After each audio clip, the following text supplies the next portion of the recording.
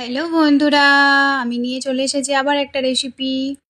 চটজলদি ঘুগনি। মটর রাতে ভিজিয়ে রেখেছিলাম, তার মধ্যে আলু দিয়ে দিলাম, পেঁয়াজ কুচি, টমেটো কুচি, আদা পেঁয়াজ রসুন বাটা, লঙ্কা গুঁড়ো, ধনে গুঁড়ো, জিরে গুঁড়ো, হলুদ, লবণ সব কিছু দিয়ে তেল দিয়ে ভালো করে মিক্সড করে নিলাম।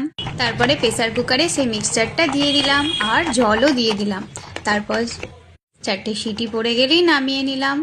ব্যাস রেডি আমার ঘুগনি। কেমন হয়েছে জানাতে ভুলো না কিন্তু। অনেক সময় তাড়াহুড়ো থাকে না, এভাবে ঘুগনিটা করে দেখতে পারো, খুব টেস্টি হয় কিন্তু। সব সময় যে মশলা কষিয়ে রান্না করতে হবে তার কোনো মানে নেই, এভাবে রান্না করে দেখতে পারো, খুব টেস্টি হয়। তারপর ঘুগনিটা একটা বাটির মধ্যে নিয়ে নিলাম, তারপর সামান্য একটু শসা কুচি, পেঁয়াজ কুচি, একটু কাগজি লেবুর রস আর আমার ভাজা মশলা, বাড়ির তৈরি ভাজা মশলা একটু ছড়িয়ে দিলাম আর সামান্য একটু বিট লবণ। ব্যাস রেডি আমার ঘুগনি। কেমন হয়েছে জানাতে ভুলো না কিন্তু। আর হ্যাঁ, অবশ্যই তোমরা এভাবে ঘুগনিটা ট্রাই করো, দেখো খেতে ভালো লাগবে। বাই বাই বন্ধুরা, শুভ সন্ধ্যা।